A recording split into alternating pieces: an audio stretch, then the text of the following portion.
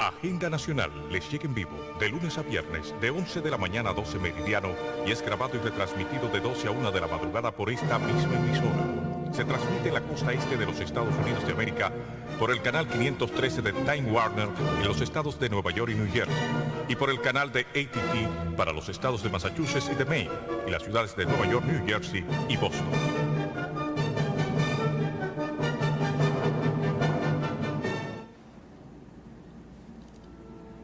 Saludos dominicanos en todo el territorio de la República, en ultramar en la costa este de los Estados Unidos de América, e igualmente a todos sus habitantes de habla hispana. Hoy, miércoles 26 de junio del año 2002, está en televisión de Agenda Nacional. Este programa sustenta los valores de la libertad y la democracia y el derecho de los dominicanos y los latinoamericanos al desarrollo económico y social. Con apego y respeto a los principios de soberanía y autodeterminación que sustentan y hacen posible la convivencia pacífica de pueblos y naciones, para identificar y analizar los obstáculos que han impedido e impiden que alcancemos la condición de vida y la felicidad a la que somos acreedores. Les habla Leopoldo Espaillat Lanita, y para llevar adelante este programa contamos, como siempre, con la ayuda y colaboración de nuestro amigo el licenciado Roger Orlando Piña. Buenos días, Roger. Muy buenos días, Leopoldo. ¿Cómo están tus inversiones en la bolsa? Acaban de producir los beneficios que se esperaba. Así. Primer tema de la agenda de hoy, con los temas previos para introducir la agenda fuerte, de los platos fuertes, el desplome bursátil. Y WorldCom. Esto es una noticia de hoy en la mañana. Yo no tuve tiempo de sacar información del internet, no podía por la premura de la preparación siempre de la agenda y todo esto. Cuando escuchaba en la televisión las informaciones desde Europa, dando cuenta de la situación que se estaba dando desde el momento en que esta nueva compañía admite ante los investigadores norteamericanos que estaba falseando los resultados de sus estados contables. Por el monto de unos 4.000 millones, que se sepa hasta este momento. Hasta este momento. 4.000 millones de dólares. Bueno, nosotros habíamos dicho que Enron y la Arthur Andersen le habían asestado a la economía bursátil mundial un golpe demoledor. La dimensión de ese impacto todavía no se está viendo. Esto no es más que los atisbos. Porque en esa investigación, y hay como 4 o 5 entidades diferentes del gobierno de los Estados Unidos investigando las maniobras que se hacen en la bolsa o que se han venido haciendo para engañar, para sustraerle sus inversiones a algunos, pero sus ahorros de toda la vida a otros, que es la parte más dramática, porque esa es la mayor parte de la gente que va a la bolsa, se juega sus ahorros. Recuerden el caso de hace como año y medio fue, o casi 2 años, de un señor que está haciendo uso de una modalidad nueva que yo le dije desde el principio, advertí, no saben lo que se están metiendo. Con el asunto del internet la gente puede jugar desde su casa. ¿Qué sucede con ese riesgo? Que el que juega de verdad, porque los verdaderos inversionistas de la bolsa no juegan, esa gente sabe a lo que van. Y eso hace mucho tiempo que tienen una posición muy tímida, no están invirtiendo, sino dejando que los demás inviertan. Fíjense lo que hicieron la gente de Enron. Son muy conservadores. Que vendieron, ¿no? Ellos estaban vendiendo mientras todas sus acciones de hace un año. Estaban incitando a sus empleados y a los fondos de pensiones de sus empleados a invertir en las acciones que ellos estaban vendiendo. ¿Verdad? Bueno, así ha estado haciendo mucha gente en la bolsa. Lo que pasa es que no se había descubierto hasta ahora. Cuando surge el escándalo, y sobre todo por el hecho de que una empresa auditora de credencial internacional y credibilidad internacional, como la Arthur Andersen, queda con las manos en la masa, evidenciada, rompiendo y triturando papeles y encubriendo una situación y obstaculizando, haciendo obstrucción de justicia, que es el término que usan en los Estados Unidos. Yo dije, eso va a ser un desastre en la bolsa, porque le va a sacar la alfombra de abajo de los pies a todo el juego bursátil. Ahí no va a ir nadie ya por sus propios pies a meter su dinero hasta que no se aclare qué es lo que está pasando, porque la gente invertía porque de acuerdo con la ley de los Estados Unidos, lo que se llama una empresa pública es la empresa que está en condición de ir a las bolsas y cotizar y usar el dinero de los inversionistas en las bolsas.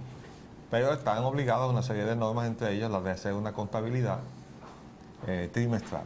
Entonces eso viene acreditado con una de estas firmas auditoras. Entonces la gente va y examina los estados contables y dependiendo de la información que contienen, entonces ellos invierten. Los otros, los que no pierden nunca, esos siempre tienen información confidencial. Debo decir que de acuerdo también con la ley norteamericana, eso está prohibido de usarse, la información confidencial. Es lo que le llaman insider trading. Y al que incurre en eso lo sacan amarrado como un andullo de su despacho refrigerado de Wall Street. Pero que se sepa, en los campos de golf, ¿verdad? Ahí es Jugando, donde los inside trading. Jugando golf, ¿verdad? Sí. Se hacen comentarios Sí, que no son... medio capciosos, sí, y que no, y y se desliza la sí, información. entonces, Es decir, yo no te la he dado directamente, no me pueden acusar a mí, ¿verdad? hay Comentarios un reperpero, ingenuos que hicimos. No, pero ahora un reperpero Martha con Stewart. Martha Stewart, ¿no? Que si ella incurrió o no, ella dice, no, yo oí comentarios así, jugando golf. Bueno, ese es de la esencia de ese lío, de esa doble capa de la economía del mundo, la economía real y la economía bursátil o especulativa. Esta ha estado alimentándose de esta otra, tomando vida propia con informaciones falseadas de la economía real. Ahora resulta que esta se va a desinflar. Vamos a ver qué va a pasar con esta otra. Pero son tres fases de la crisis.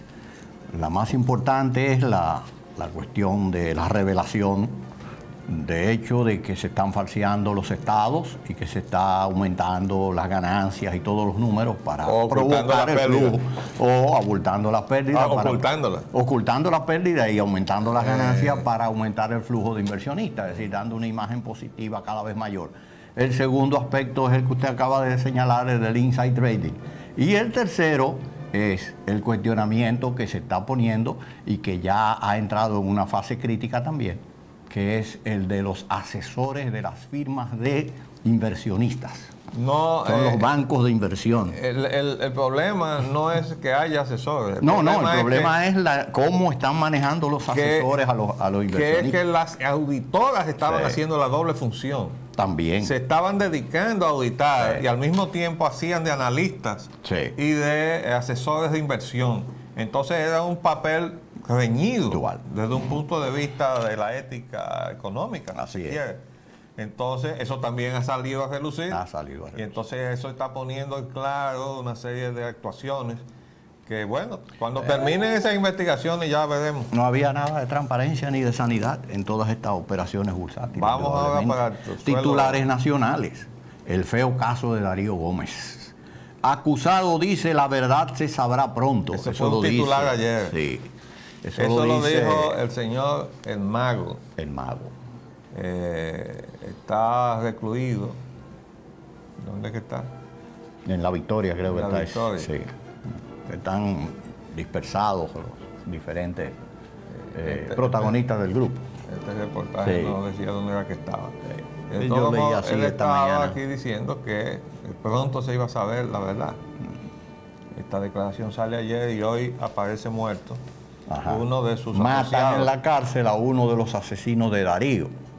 La viuda del senador pide protección para los demás implicados. 8 horas antes, el director de prisiones había recibido informaciones de que el Mago, es decir, el mismo a que estamos aludiendo ahora, otro de los confesos homicidas del senador, sería ultimado en La Victoria. Bueno, yo escuché al amigo Rafael Flores, que por cierto me dio mucha pena oír hoy que se despedía con su programa hasta el fin de este mes.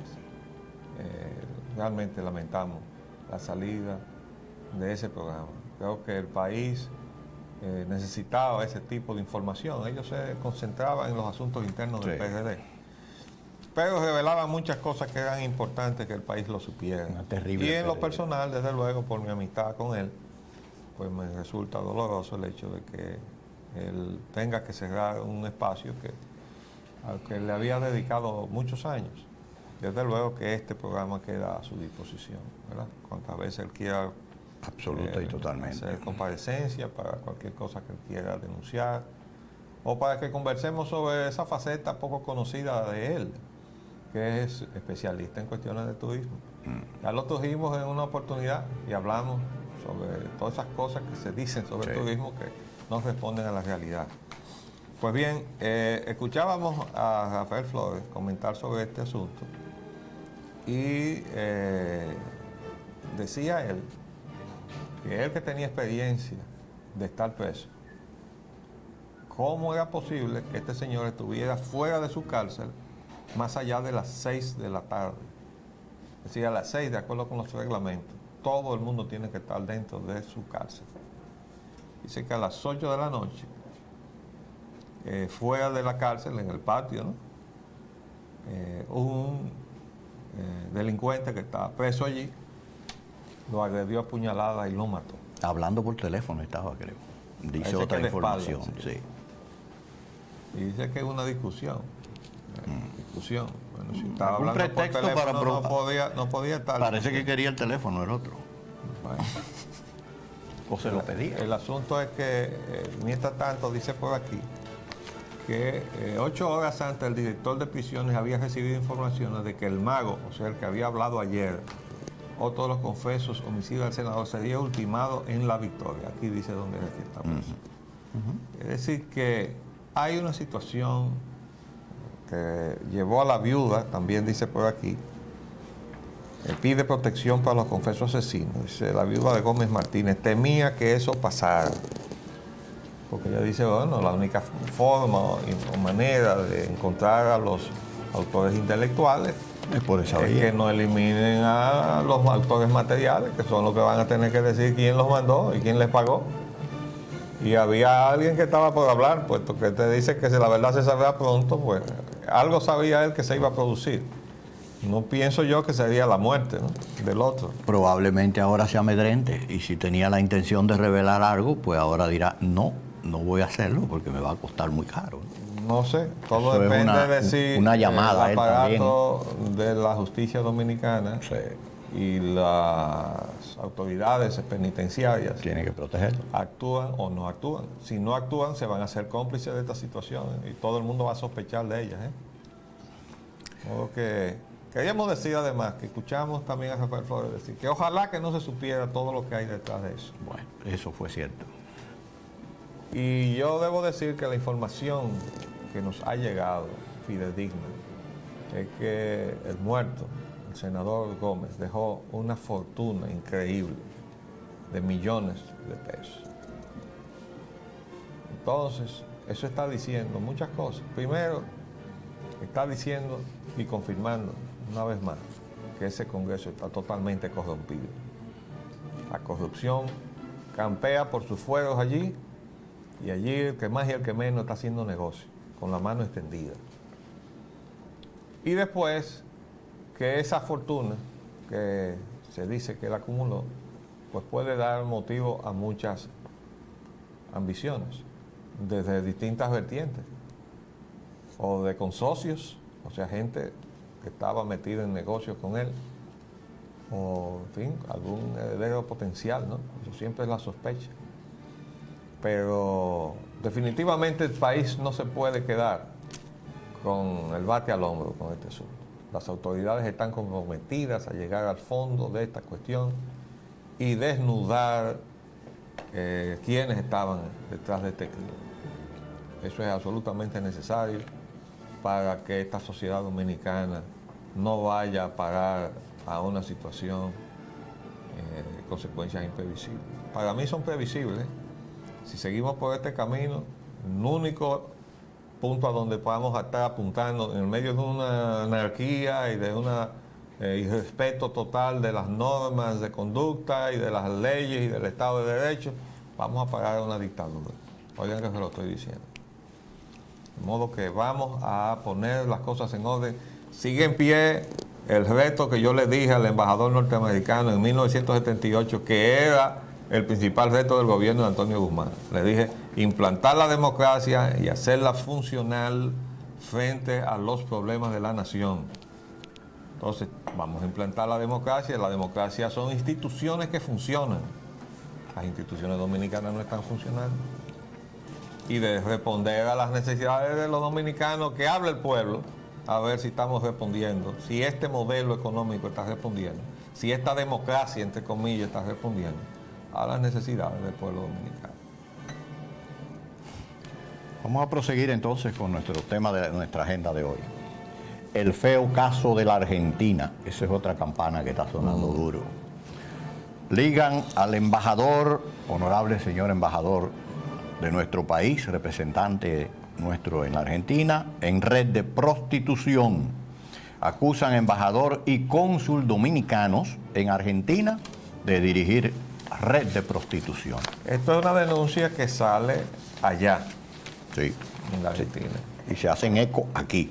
Sí, dice entonces, un nuevo escándalo que involucra a diplomáticos y políticos dominicanos estalló cuando mujeres dominicanas que se prostituían en Argentina acusaron como testigos ante la fiscalía de ese país al embajador dominicano Cirilo Castellanos, a la cónsul Amanda Cabral y a la dirigente de la seccional del Partido Revolucionario Dominicano allí, Máxima Pérez Mato, de ser parte de una red de tráfico de prostitutas criollas.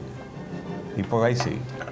Bueno, señores, yo quiero decir que si no se purgan los partidos políticos dominicanos,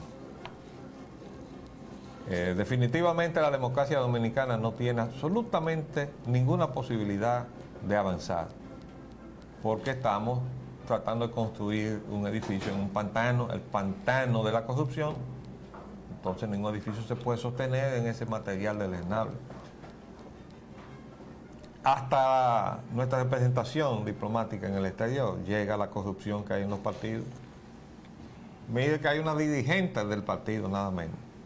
Ahora, lo más lamentable es que quede involucrado nada menos que nuestro representante diplomático. El señor Castellanos, además, tiene muchos años viviendo allá en la Argentina, porque ha sido embajador durante largo periodo en distintos gobiernos.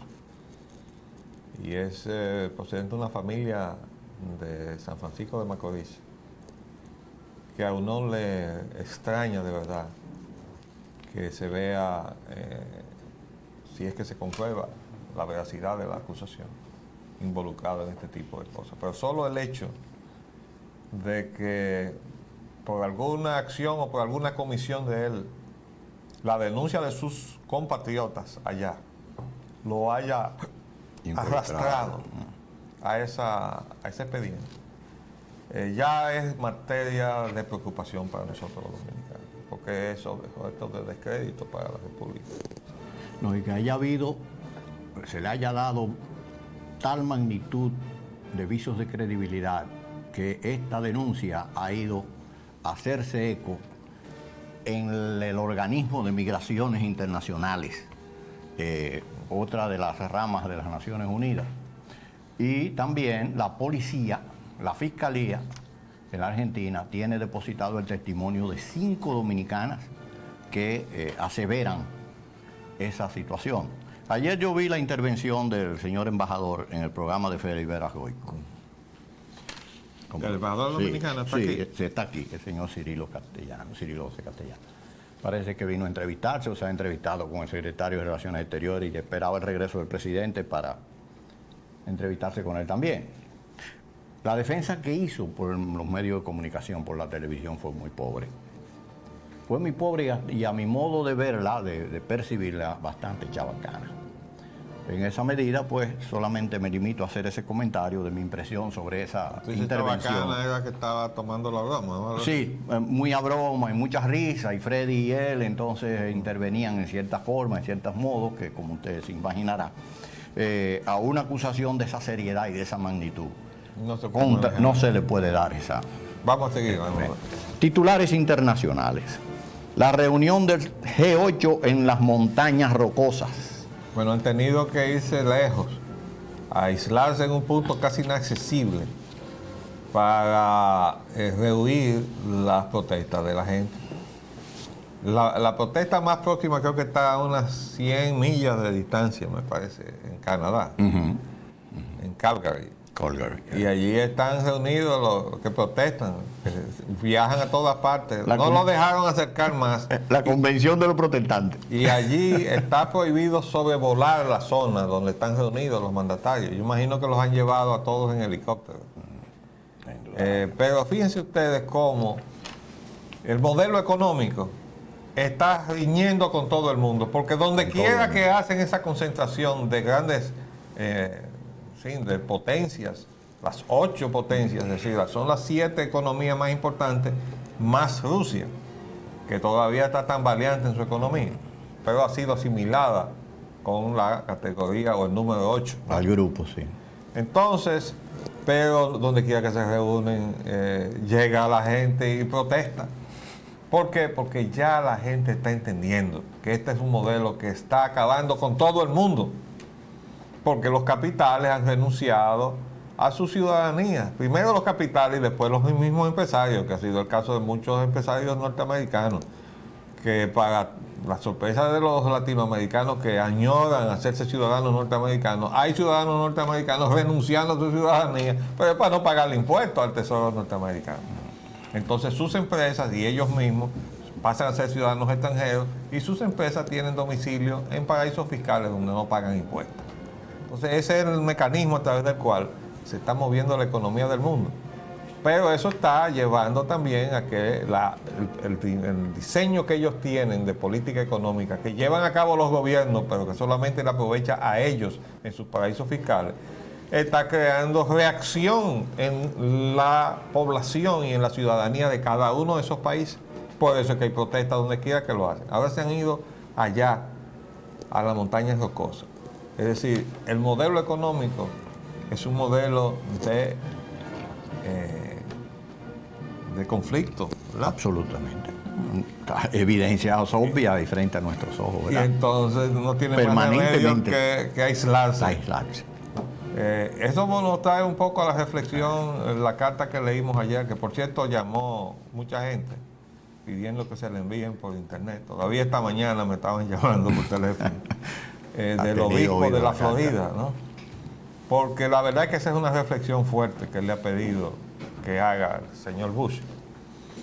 Pero denuncia situaciones que uno entiende entonces por qué la embajada de los Estados Unidos aquí está queriendo cerrar la calle de Leopoldo Navarro, cosa a la cual nosotros nos opusimos acá, reconociendo la necesidad que tienen no solo la embajada de Estados Unidos, sino cualquier representación diplomática que ante una amenaza de un acto de terrorismo tome medidas especiales de protección. Pero ya habían construido unas jardineras de hormigón armado, es decir, lo que eran los andenes de grama en la calle Leopoldo Navarro, al lado de la embajada, se habían convertido en unas macetas, ¿verdad?, macizas de hormigón armado, llenas de tierra a su vez, que resistirían o aminorarían cualquier impacto de un explosivo.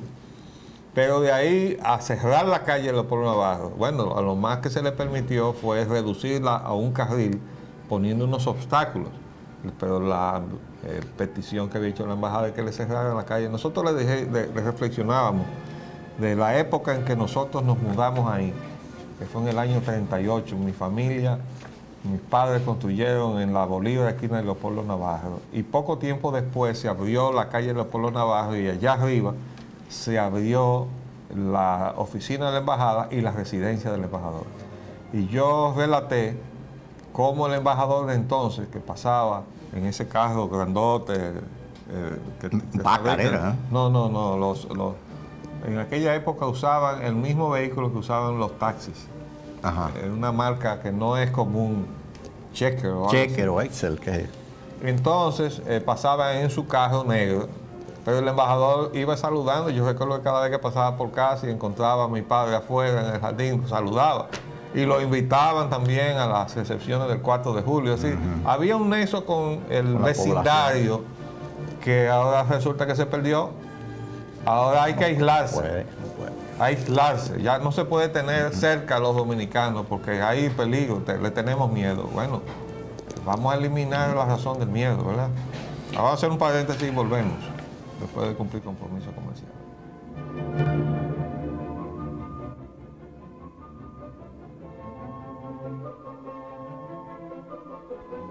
volvemos. Bueno, Aquí ahora estamos. tenemos como tema lo de la política del presidente Bush frente al conflicto israelí-palestino, ¿verdad?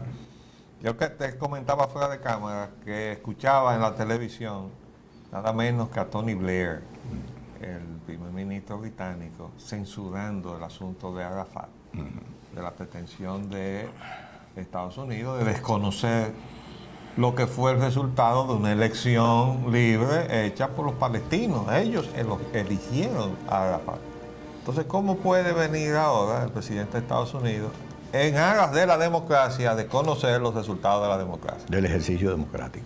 Entonces, yo te traje algo que yo sabía que te iba a interesar, y es la información sobre el descargo de que acaba de ser objeto el señor Ariel Sharon.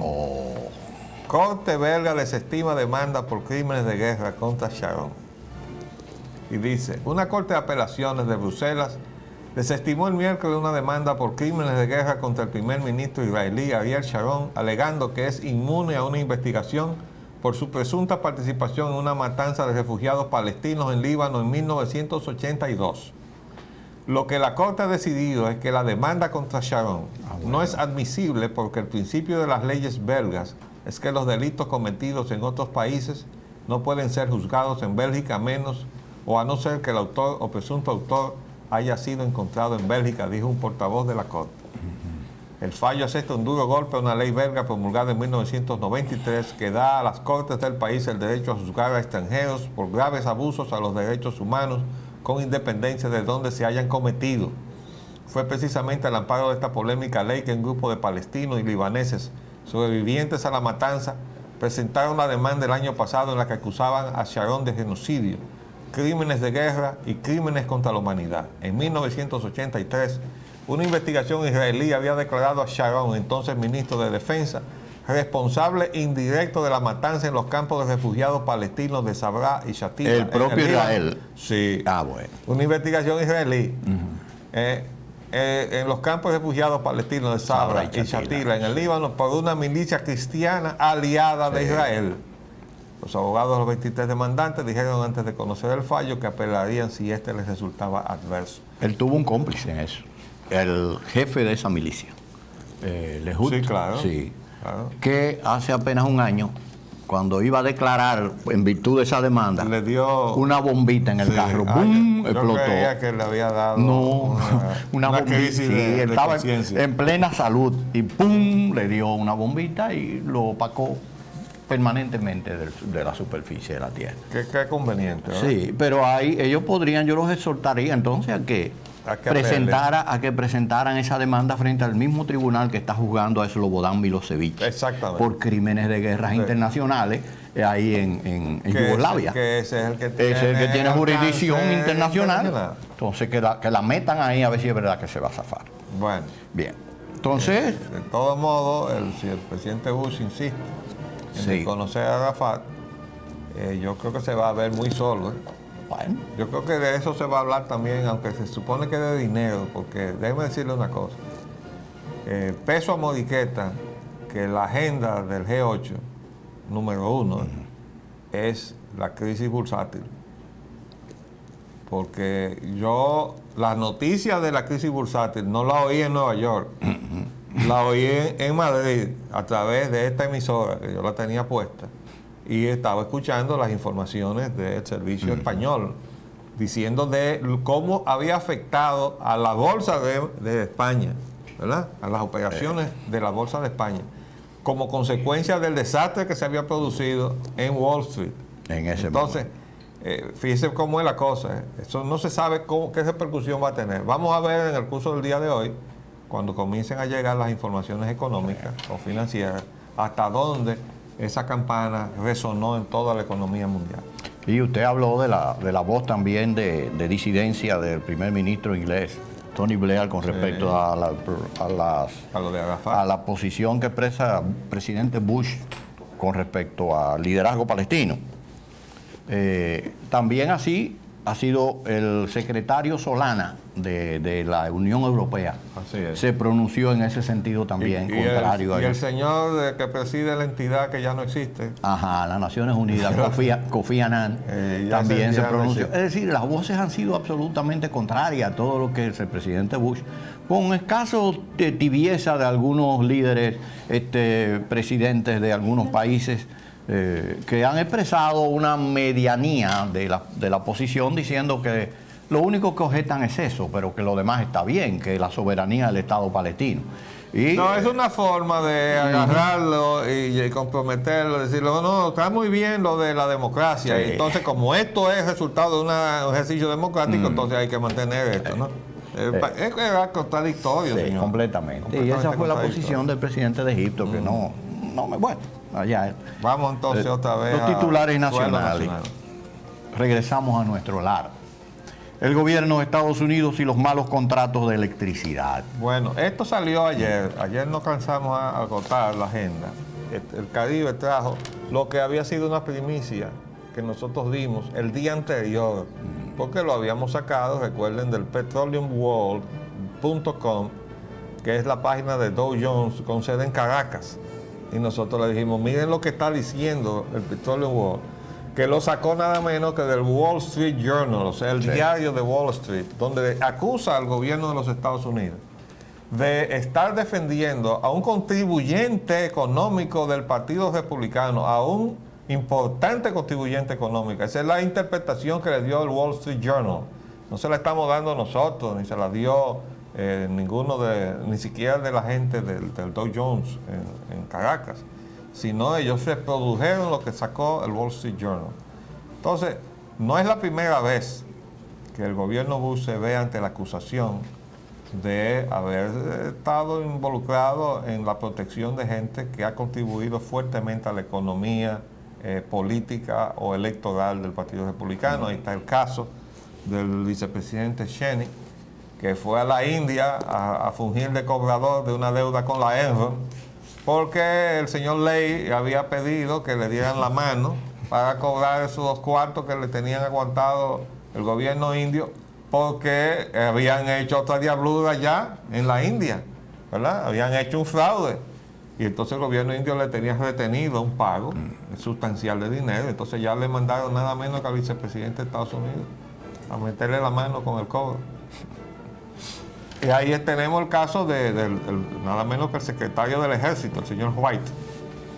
Es ex ejecutivo de Enron y pasa de la poltrona que tenía como ejecutivo de Enron a ser el secretario del Ejército del gobierno de Bush. Que vendió sus acciones. Bueno, yo no sé De si lo que liquidaron sus acciones. Eso fue Antes de la debacle.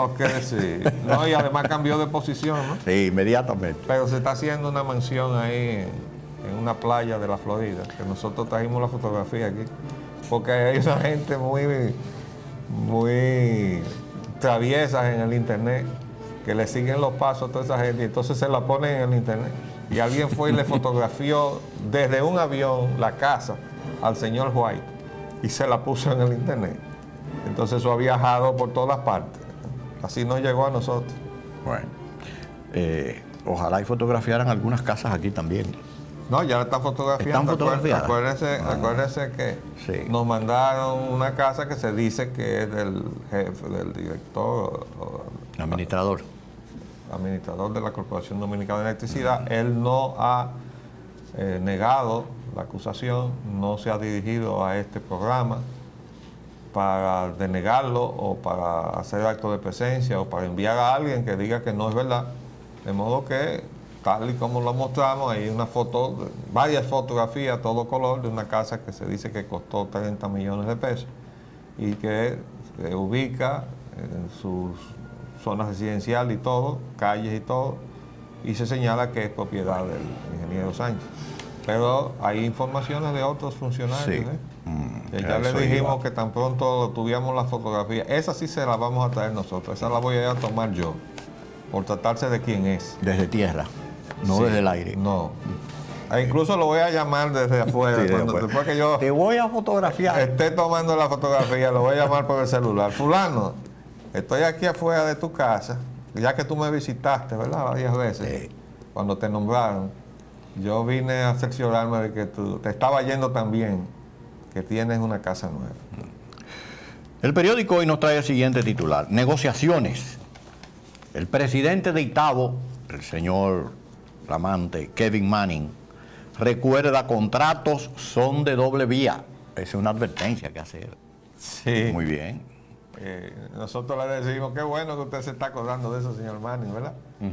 Porque usted está obligado a demostrar que trajo el dinero, ¿no? Todavía no hemos visto nada de eso. Y además porque no tenemos claro cómo fue a parar el señor Manning desde la Smith Enron a la Itabo y cómo fue que él habló a nombre de la AES en el viaje a Ucrania. Son cosas que no conocemos. No se sabe. Son cosas que se están haciendo debajo de la mesa, ¿no? La parte oculta del iceberg. La tarifa y peaje y apagones centrarán las negociaciones. Esos son los aspectos en que se están centrando las negociaciones. Dice aquí, dura advertencia. El director del PRA, ese es el programa para evitar los apagones, ¿no? Programa de reducción de apagones. Ese es el señor Roberto Duvergé, es subsecretario de Industria y Comercio. Pero él se siente tan frustrado que dice aquí que el director del PRA desafió a la distribuidora del Este de que espere las consecuencias si continúa aumentando los apagones en barrios pobres. ¿O sí? Bueno, menos mal que los funcionarios del gobierno se están atreviendo ya a hablarle duro a esta gente. Siquiera que les hablen duro. Nosotros aspiramos a que les den duro, ¿verdad? Sí, porque en definitiva yo prefiero que le den a un extranjero a que le den a un dominicano. Siempre les toca a los pobres dominicanos recibir los golpes. Nos dan muy duro también. El gobierno y Cogentric, una de las compañías existentes por ahí, inician las negociaciones. O sea, Cogentric tiene 3 plantas de 100 megas cada pero una. fíjate lo que es. Tiene 3 plantas. Y un sancocho ahí. No, esas plantas cuando operan le producen unas pérdidas enormes a la CDE. Dice es propietaria de 3 unidades de 100 megavatios cada uno. Dice, el propósito es renegociar el contrato que tiene este generador privado con la Corporación Dominicana de Electricidad firmado por una duración de 11 años. Estamos iniciando las negociaciones con Cogentrix, declaró el secretario de Finanzas, José Luis Malcolm. Pero resulta ser que por ahí está la cantidad de dinero que pierde la CDE. Dice aquí, más negocios. CDE tuvo pérdidas de 33.9 millones de dólares con este generador, ya que compró la energía en enero-abril a 7.82 para revenderla a 6.66 centavos de dólar. Ahora, la pregunta que yo le hago a los que aprobaron esta instalación y todo esto, ¿con qué combustible operan estas 3 plantas? Ahí. Si usted instala una planta que opera con combustible caro, no hay forma de que usted genere un kilo barato. Es tan simple como eso. Entonces, nosotros arrastrábamos una deformación de nuestra capacidad instalada de generación, tanto la que era propia de la CDE originalmente, que luego se vendió, entre comillas, como la que se estaba adquiriendo, que es este contrato. Es decir, se está auspiciando el negocio oneroso para los dominicanos de que se instalen empresas a venderle energía cara a la Corporación Dominicana de Electricidad para que nos la vendan caro a nosotros.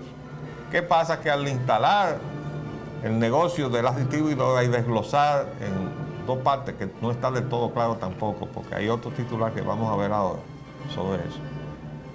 Pues entonces las distribuidoras dijeron, no, a nosotros nos tienen que entregar este costo barato para nosotros podernos ganar lo que tenemos previsto ganar.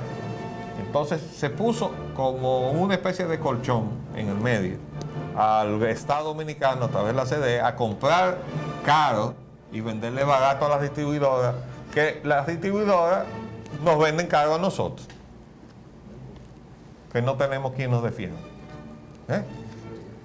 Bueno, entonces, pero yo les repito, ¿quién autorizó a Cogentrix a instalarse Bien. a base de un combustible caro? Porque solamente un combustible caro genera un kilo caro. Y si el kilo es caro es porque están trabajando con gasoil. Yo Y no confío en lo... Yo recuerdo que se fue a San Pedro de Macorís con mucha laraca a inaugurar la puesta en servicio de esas 3 plantas, la Cogentrix. Y se hizo se rompieron las cintas y todas esas cosas. Y se había ya... ¿Qué fecha fue? Bueno, eso tiene como un año. Ah, pues entonces habla de este gobierno. Bueno. Digo, continuando ya una negociación que se había hecho y un compromiso No, que se había probablemente hecho. se había iniciado sí, antes. se había iniciado antes, ¿no?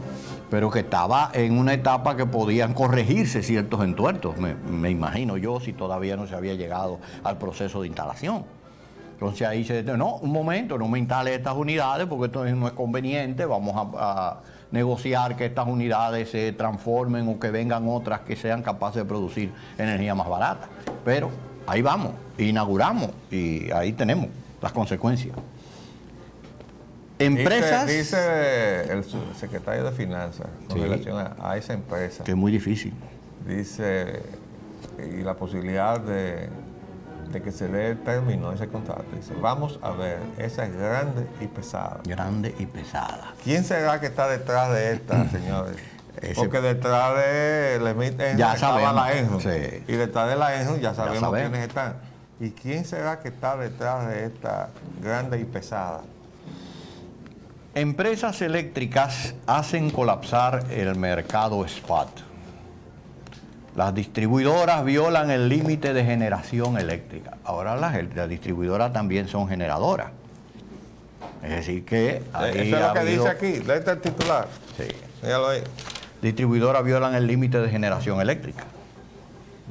Dice, las distribuidoras avanzan en el control del mercado de generación. Sí, Estaban ahí facultadas está. por ley para tener hasta Ahí el 15% de la generación en la zona de su concesión, pero tienen autorizaciones para generar con qué cubrir la demanda actual de su mercado. Es decir, no el 15%, no. Ellos pueden cubrir lo que ellos están vendiendo como distribuidores, porque no hay control de nada.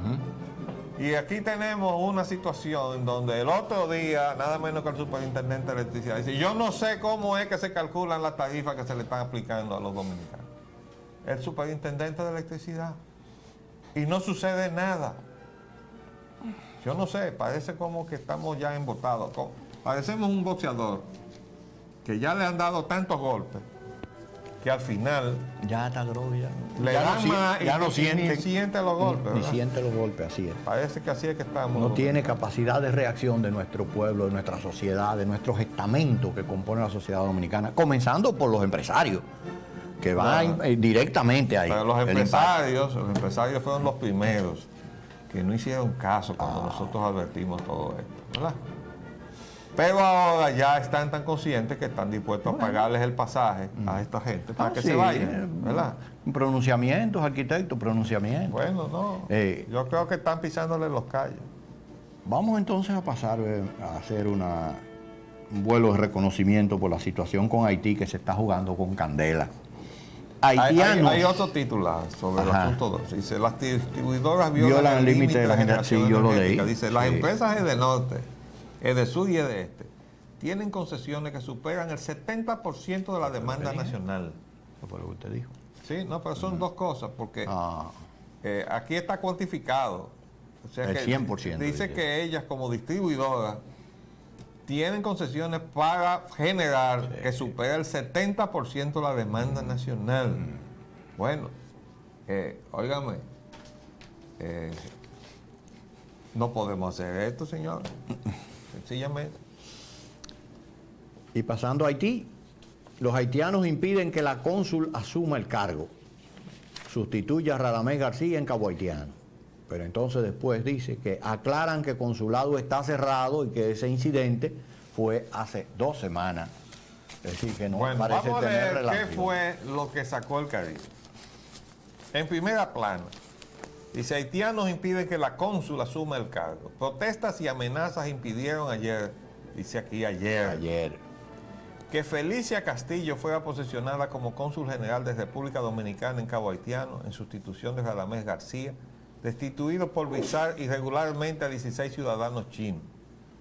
Pero no lo destituyeron por visar a miles de haitianos, que luego dijo la Cancillería que había rebasado los límites que se le habían puesto, y vino un señor de los denunciados y dijo: yo estaba cumpliendo las órdenes que me dio el presidente.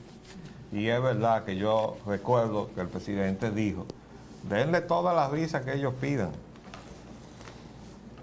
Dice: ante la situación de inseguridad presentada, la delegación dominicana huyó hacia la frontera y desde Dajabón notificó de lo ocurrido a la Cancillería y a los militares. Entonces adentro dice lo siguiente: decenas de enardecidos haitianos impidieron que la cónsul Felicia Castillo fuera posesionada hoy en el cargo de cónsul general de la República Dominicana en Cabo Haitiano en sustitución de Radamés García, quien fue destituido por visar de forma irregular a 14 chinos y 2 tailandeses.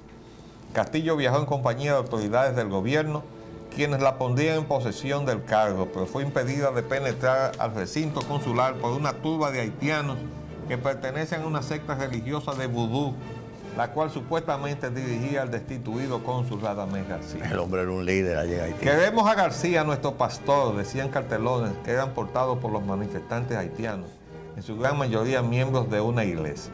El periodista Edgar Álvarez, quien acompañaba a Felicia Castillo, presidenta del Partido Revolucionario Dominicano en el municipio de Guayubín, en esta provincia de Montecristi, dijo que ante la situación de inseguridad presentada en el lugar tuvieron que huir hacia la frontera dominicana en Dajabón, donde informaron de lo ocurrido a las autoridades de la Cancillería y militares destacados allí. Informes provenientes de ese lugar cuentan que mientras se escenificaba la protesta fue lanzado un artefacto con una sustancia maloliente y que provocó picazón en la piel y los ojos de los presentes.